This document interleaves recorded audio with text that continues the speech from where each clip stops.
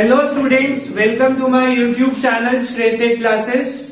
हम एक चैप्टर कर रहे हैं। चैप्टर का नाम है इनकम डिटर्मिनेशन एंड मल्टीप्लायर। इसमें आज हमने टॉपिक करना है मल्टीप्लायर। इसको हम इन्वेस्टमेंट मल्टीप्लायर भी बोलते हैं।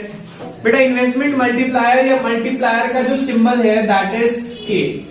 के स्टैंड्स फॉर मल्टीप्लायर। अब इसका मतलब क्या होता है बेटा, ध्यान से देखेंगे। इसका मतलब है अगर हम इन्वेस्टमेंट में चेंज करें तो क्या हमारी इनकम में चेंज आएगा? इसके रेशियो को मल्टीप्लायर बोलते हैं। ये ऐसा क्यों कह रहे हैं? इस चैप्टर की शुरुआत में मैंने आपको जब टॉपिक शुरू करवाया था, ADAS अप्रोच के थ्रू शुरू करवाया था, तो मैंने ये माना था कि इसमें जो हमारी इन्वेस्टमेंट होती है ऑटोनॉमस इन्वेस्टमेंट होती है। एजम्पशन पढ़ी थी चैप्टर की शुरुआत में। कह रहे हैं वैसे तो हम मानते हैं कि मेरी इन्वेस्टमेंट जो है ऑटोनॉमस इन्वेस्टमेंट है, यानी कि इन्वेस्टमेंट करने से इनकम पे कोई फर्क नहीं पड़ता। ये इस चैप्टर की एजम्पशन है। पर अगर हम इन्वेस्टमेंट चेंज करें तो क्या उस इन्वेस्टमेंट में चेंज आने से इनकम में चेंज आता है? यस और नो? यस। अगर मेरी इन्वेस्टमेंट में चेंज आने की वजह से इनकम में चेंज आ रहा है, उस चेंज के रेशियो को मैं क्या बोलता हूं? मल्टीप्लायर। ध्यान से समझना। इन्होंने पहले हमने बताया था वैसे तो पिछले चैप्टर में कि इन्वेस्टमेंट दो तरह की होती है, एक ऑटोनॉमस और एक इंड्यूस्ड। ऑटोनॉमस और इंड्यूस्ड। अगर हम बात करें ऑटोनॉमस इन्वेस्टमेंट, कौन सी इन्वेस्टमेंट होती है? जो जीरो लेवल पे करी जाती है। पर क्या हर टाइम इन्वेस्टमेंट ऑटोनॉमस ही रहती है सारी लाइफ? नहीं। सपोज मैंने जो आपको एग्जांपल दिया था कि मैंने कोचिंग इंस्टीट्यूट शुरू करने के लिए इनिशियल इन्वेस्टमेंट करी थी, जिसमें मुझे 20 chairs plus inverter, fan, tube, जो बेसिक रिक्वायरमेंट थी, बोर्ड्स, ये सब अरेंज करा।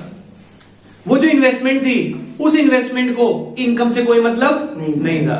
एक बच्चा आए, 10 आए, 15 आए, 20 आए, इन्वेस्टमेंट तो लगनी ही लगनी है। वो इन्वेस्टमेंट लगा दी मैंने, तो वो मेरी इन्वेस्टमेंट कौन सी हुई? Autonomous investment. अब जैसे जैसे बैच बढ़ने शुरू हुए, क्या मुझे इन्वेस्टमेंट बढ़ानी पड़ेगी?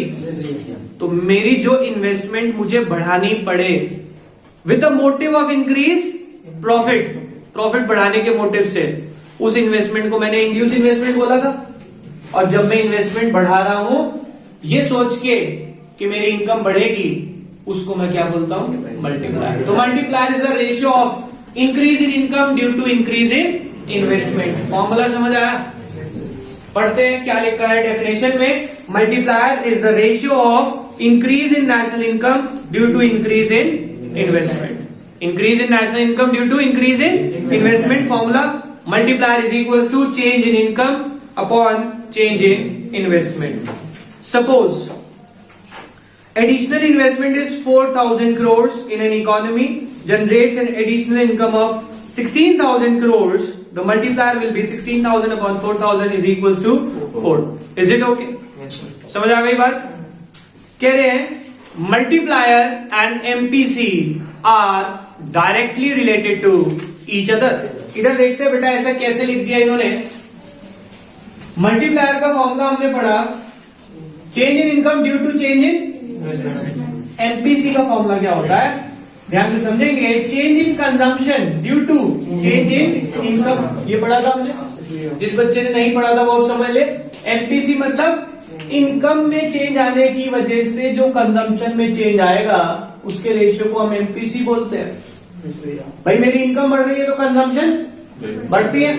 अब यहीं से रिलेट हो जाएगा। देखो इन्वेस्टमेंट बढ़ाई, ये सोच के बढ़ाई होगी कि इनकम, और अगर इनकम बढ़ेगी तो मेरी कंजम्पशन बढ़ेगी। तो इसका मतलब अगर मल्टीप्लायर बढ़ रहा है तो एमपीसी भी बढ़ेगा। कैसा रिलेशन आ गया है? Direct relation. यही तो लिखा है। There exist a direct relation between MPC and the value of multiplier, that is higher the MPC more will be the multiplier and vice versa. Is it okay?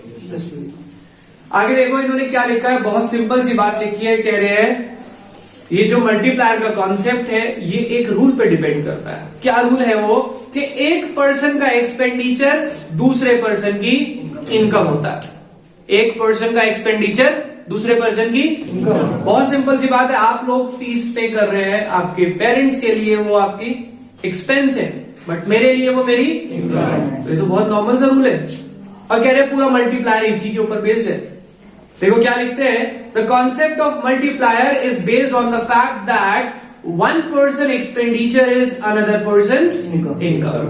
Full stop. When investment is increased, कह रहे जब आप investment बढ़ाते हैं, it also increase the income of the people. आप investment बढ़ाएंगे तो लोगों की इनकम भी बढ़ेगी।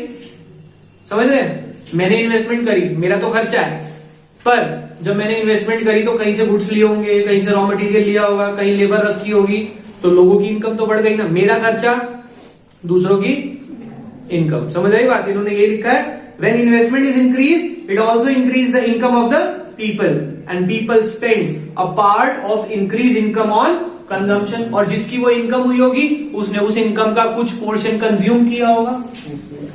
However the amount of increase income is spend on consumption based on the value of, depends on the value of MPC.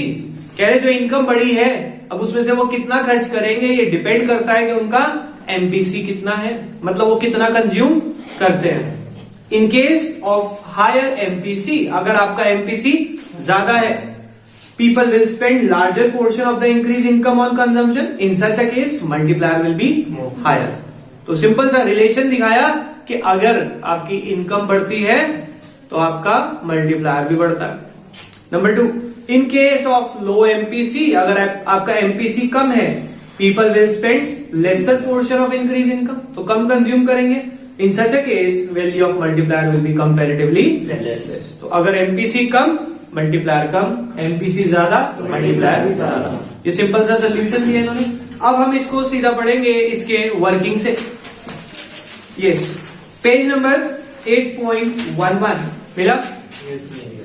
इसमें भी working पढ़ने से पहले एक बार टेबल देखते हैं और टेबल को हम समझते हैं। जैसा मनी क्रिएशन का टेबल था वैसे ही टेबल बनेगा बेटा। इधर देखें, राउंड फर्स्ट, हमने फर्स्ट राउंड में क्या करा, अपनी इन्वेस्टमेंट बढ़ाई। क्या बढ़ाई? अपनी इन्वेस्टमेंट। कितने से? Suppose we have increase our investment with 100 crore. 100 crore investment कर रहा है कौन? कोई भी इंडिविजुअल या गवर्नमेंट? भाई फ्लाईओवर कंस्ट्रक्ट कर रहे हैं, 100 करोड़ तो नॉर्मल सी बात है। अब अगर आप इन्वेस्टमेंट 100 करोड़ से जनरेट कर रहे हैं तो क्या इससे इनकम में जो इंक्रीज आएगा, जिसको हम किससे डिनोट कर सकते हैं? Change in Y. क्या ये 100 करोड़ से बढ़ेगी या नहीं बढ़ेगी? मैंने ये नहीं कहा कि जिसने इन्वेस्ट करा उसकी बढ़ेगी। इसने इन्वेस्ट करा तो किसी की तो बढ़ेगी। भाई इसने खर्च किया, लेबर को दिया, मटेरियल में दिया, तो इकोनॉमी में 100 करोड़ की इनकम आ गई लोगों के पास। सपोज इकोनॉमी में एमपीसी यानी मार्जिनल प्रोपेंसिटी टू कंज्यूम, लोगों के पास कंजम्पशन जो है वो 90% है। लोग अपनी इनकम का कितना परसेंट कंज्यूम कर लेते हैं? 90%। अगर 100 की इनकम जनरेट हुई तो लोगों ने कितना खर्च कर लिया होगा? 90। इसका मतलब लोगों ने सेव तो कर लिया होगा सर, कितना? 10%, यानी कि 10। समझ आया? कोई प्रॉब्लम? हाँ जी, यहां पे मल्टीप्लायर खत्म नहीं होता। अब ये जिसने कंज्यूम किया, क्या ये किसी और की इनकम बन गया होगा? क्योंकि ये एक रूल पे डिपेंड करता है, one person expenditure is another person income. ये किसी और की इनकम बना, यानी कि अब इनकम चेंज हो गई 90 से। जिसकी इनकम हुई उसने अपना 90% कंज्यूम किया होगा, 81, 9 सेव कर लिया होगा। सिमिलरली अभी जिसने 81 कंज्यूम किया, ये किसी तीसरे की इनकम हो गई होगी और उसने कंज्यूम किया 72.9 और 8.1 सेव कर लिया। And the process goes on. ये प्रोसेस चलता रहेगा। यस, अब मैं इसका टोटल निकालता हूं। कैसे निकलेगा बेटा टोटल? मल्टीप्लायर का एक फॉर्मूला है, आपने अभी तक नहीं पढ़ा, वो मैं पढ़ाने वाला हूं 2 मिनट में। उसका फॉर्मूला है 1/1 माइनस एमपीसी। 1/1 minus MPC. मैं अभी इस फॉर्मूले को प्रूफ करके दिखाऊंगा आपको, फिलहाल ये समझ लेंगे ये फॉर्मूला है 1/1 माइनस एमपीसी इज 90%, राइट? 1 का मतलब क्या होता है? 100% होता है, कई बार प्रूव कर चुका हूं मैं आपके सामने ये बात। 1 माइनस 100 माइनस 90 यानी कि 10%। 1/10 परसेंटेज का साइन आता है into 100, it means multiplier is 10। 10 आ गया मल्टीप्लायर। अब इनिशियल वैल्यू को 10 से मल्टीप्लाई करें तो इनकम कितने से बढ़ जाएगी? 1900 100। Is it okay? चेक करें टेबल को। समझ आ गई बात? समझ आया टेबल बना कैसे है? इससे पीछे आए, अब इसकी वर्किंग को समझते हैं। बेटा वर्किंग में जो फ्लो चार्ट बना हुआ है साइड में, यस ऐसे देखे, इसको कोशिश कर रहा हूं समझाने की। जिसको समझ आ जाएगा बहुत अच्छी बात है, अदरवाइज अगर आप नहीं भी लिखेंगे तो कोई प्रॉब्लम नहीं है, बट ये पॉइंट्स लिखने हैं सबने। ठीक है, पढ़ते हैं एक बार ये वर्किंग क्या है। Working of multiplier. Additional investment is 100 crore. हमने क्या माना? एडिशनल इन्वेस्टमेंट इज 100 करोड़ की इन्वेस्टमेंट हुई है। तो राउंड फर्स्ट में इनकम कितने से बढ़ गई? 100 करोड़ से, क्योंकि 100 करोड़ की इन्वेस्टमेंट है तो इकोनॉमी में इनकम आ गई 100 करोड़ की, जिसके पास भी आई होगी, अलग अलग लोगों के पास आ गई। अब हम ये मानते हैं, नीचे एरो लगाया, MPC is 0.90, that is 90%। MPC कितना है? 90%। अब ये इसने कंज्यूम कर लिया 90, तो वो 90 सेकेंड राउंड की इनकम बनेगी। देखो क्या लिखा है, second round income is 90 crore. अभी 90 करोड़ में 90% कंज्यूम करेगा तो थर्ड राउंड की इनकम कितनी आ जाएगी? 81 करोड़। ये इन्होंने इनकम के स्लैब लिखा रखे हैं और लास्ट में लिखा है प्रोसेस कंटिन्यूज। यही तो है, समझ आ गई बात? कई बार बच्चा कहता है सर वो 10 दिखाया नहीं, कहां गया वो? तो इसीलिए कई बार कंफ्यूजन आता है। ये सिर्फ इनकम का इंक्रीज दिखा रहा है। क्लियर? अब इसके बराबर में जो आपने लिख के आना है टेबल के साथ, वो क्या है पढ़ते हैं। The working of a multiplier is based on the fact that one person's expenditure is another person's income. Full stop. When an additional investment is made, then income increases many times more than increase in investment. कह रहे जो आपने investment करी है, उस investment से जो income बढ़ती है वो इन्वेस्टमेंट से कई गुना ज्यादा हो जाती है। देखो इन्वेस्टमेंट हमने कितने की करी थी? 100 करोड़, और इनकम कितने से बढ़ी? कई गुना ज्यादा, 10 टाइम्स हो गई उसके लगभग।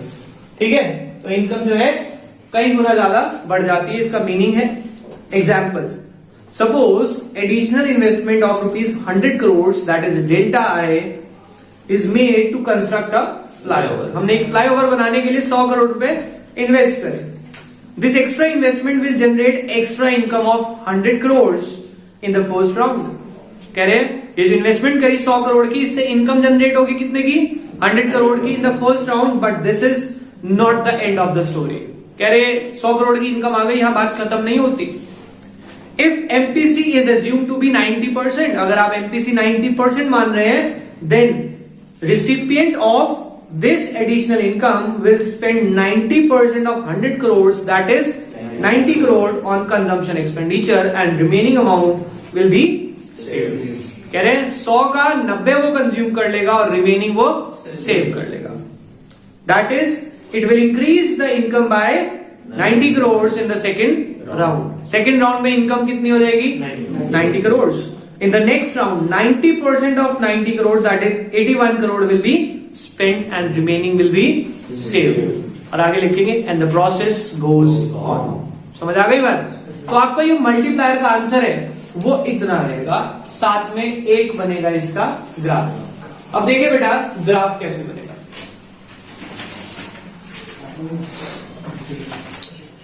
Zero y x axis. हम सब जानते हैं जो इनकम की लाइन है या एएस की लाइन है वो एक्स एक्सिस से शुरू होती है, 45 डिग्री लाइन होती है। यस, जो एडी की लाइन होती है वो कभी भी 0 से शुरू नहीं होगी। ये है एडी। एडी में दो चीज आती है बेटा, सी प्लस आई, राइट। अब ध्यान से समझेंगे, मुझे मल्टीप्लायर पढ़ाना है आपको। यहां पे मैं शो कर रहा हूं एडी और यहां पे मैं शो कर रहा हूं इनकम, राइट। ये क्या है मेरा? Equilibrium where AD is equal to AF। मैंने क्या कहा कि इकोनॉमी में मल्टीप्लायर का मतलब क्या है कि मैंने अपनी इन्वेस्टमेंट बढ़ाई है, इन्वेस्टमेंट बढ़ाई है। अब सोचे इन्वेस्टमेंट बढ़ाई है तो क्या ये जो AD कर्व है इसमें चेंज आएगा या नहीं आएगा?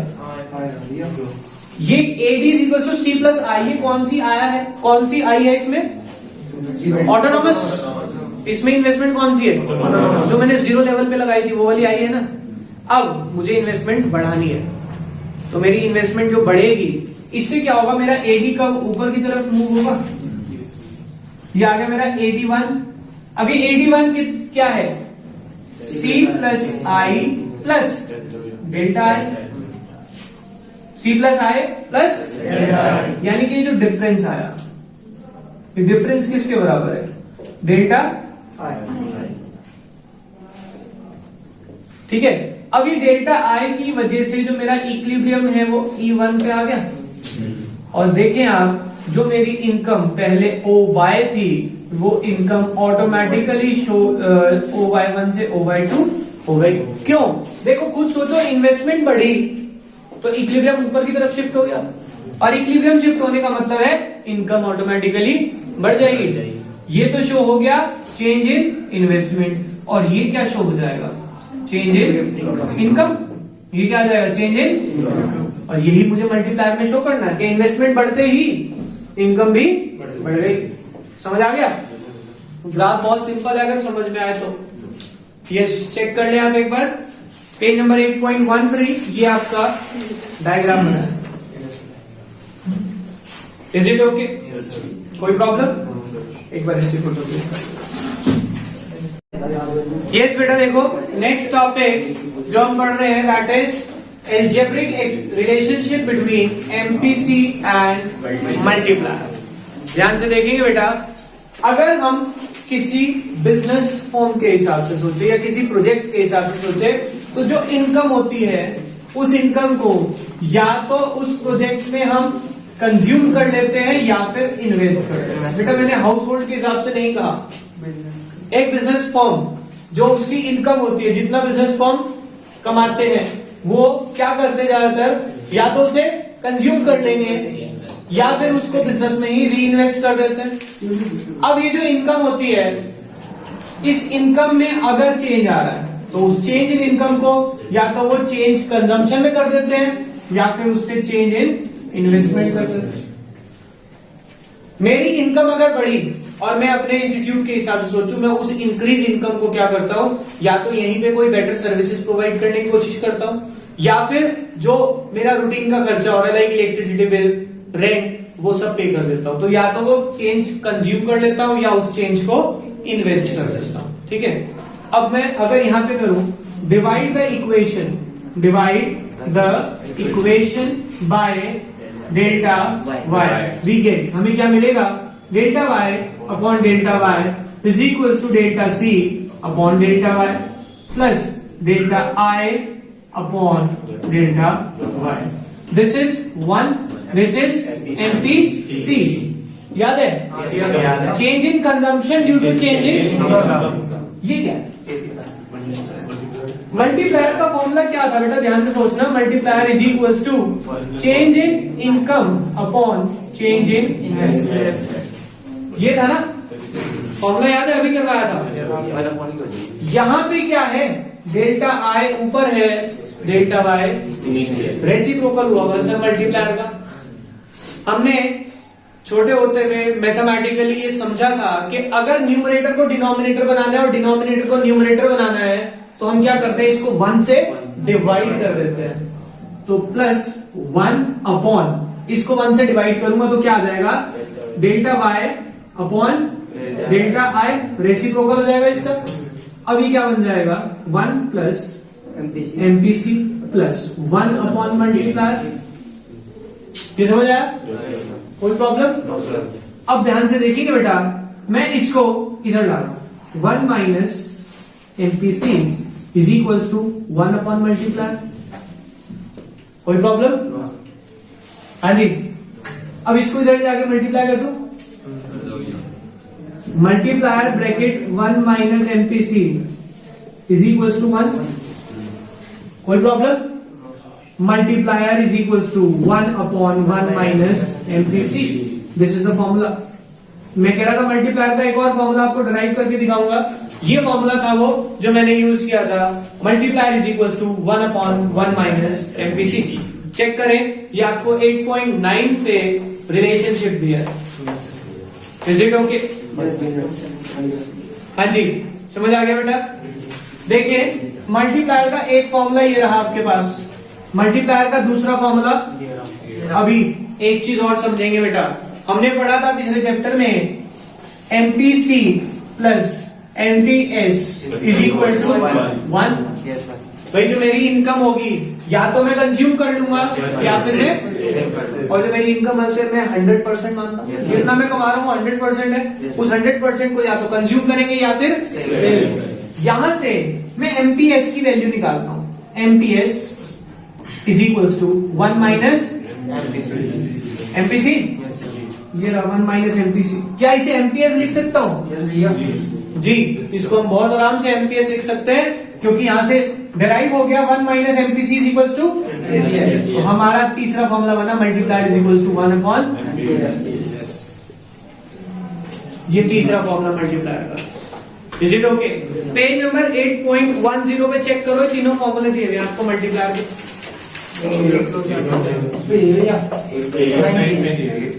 8.10 कुछ बुक्स में, कुछ में 8.9 पे होगा। चेक कर लो, तीनों फॉर्मूले आपके पास as it is copy paste है। मिल गए? तीनों फॉर्मूले के ऊपर बेस्ड आपके पास कई बार पेपर में न्यूमेरिकल आ चुका है। अब ये न्यूमेरिकल 1 मार्क में आएगा। सिंपल सी वैल्यू पुट करके आंसर तो निकालना है, क्या दिक्कत है? समझ आ गई बात? जो एमसीक्यूज आते हैं आपके पास, उसमें क्वेश्चन आने के पूरे चांसेस है इस बार। अब देखो इन्होंने क्या कहा, अभी हमने समझ भी लिया था इस बात को कि एमपीसी मल्टीप्लायर से कैसे रिलेटेड है। डायरेक्टली एमपीसी से कैसे रिलेटेड है? कैसे बताया था मैंने आपको इस बात को कि सर आपने इन्वेस्टमेंट बढ़ाई, इनकम बढ़ी होगी, और अगर इनकम बढ़ी है तो आपकी कंजम्पशन भी बढ़ेगी। तो इसलिए मैंने क्या कहा था, ये डायरेक्टली रिलेटेड हो गया।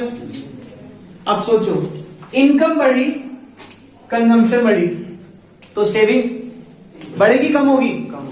सेविंग कम हो जाएगी। यानी कि आपका मल्टीप्लायर का रिलेशन एमपीसी से तो डायरेक्ट है और एमपीएस से इनवर्स। समझ रहे बात को? उससे डायरेक्टली है, कंजम्पशन बढ़ जाएगी तो सेविंग कम हो जाएगी, तो एमपीएस से कैसा हो जाएगा? यही हेडिंग लिखी है, multiplier is directly related with MPC and inversely related to MPS. समझ आ गई बात? यस, एक बार इसको फोटो क्लिक कर ले। यस बेटा, जो हमने अभी बात समझी कि मल्टीप्लायर एमपीसी से डायरेक्टली रिलेटेड है, एमपीएस से इनवर्सली रिलेटेड है, इसको मैं टेबल के थ्रू समझाने की कोशिश कर रहा हूं, क्योंकि पेपर में आ जाता है कई बार, show how MPC is directly related with multiplier with the help of a numerical example. हमें शो करना है कि कैसे वो उससे डायरेक्टली रिलेटेड है या दूसरे से इनवर्सली रिलेटेड है, ये शो करके दिखाना है एक एग्जाम्पल के थ्रू। देखो एग्जाम्पल समझना बेटा। एमपीसी मैं अपनी जो एमपीसी है उसको बढ़ा रहा हूं, 0 लिया पहले। अब बच्चा कई बार कंफ्यूज होता, सर एमपीसी आपने कहा था 0 कैसे हो गई? कंजम्पशन तो कभी 0 नहीं होती भाई साहब। एमपीसी का मतलब क्या होता है? Change in consumption due to change in income. मेरी इनकम 100 से 150 हुई, मैं कंजम्पशन 100 में ही चलाऊंगा, मैं नहीं बढ़ाता अपनी कंजम्पशन, तो चेंज इन कंजम्पशन तो 0 हो सकता है, तो इससे कंफ्यूज ना होना। क्लियर? 0। अब मैं इसको बढ़ाता चला जाऊंगा, 0.25, 0.50, 0.75, 1। एमपीसी बढ़ गया। एमपीएस निकाल सकते हैं आप यहां से। एमपीसी का एमपीएस और एमपीसी का रिलेशन क्या होता है? MPC plus MPS is equal to 1। MPC पहले 0 है, उधर जाके क्या होगा? एमपीएस 1 हो जाएगा। ये 0.25 है, 0.25 पुट करें, उधर जाके माइनस करेंगे तो क्या आ जाएगा? 0.75।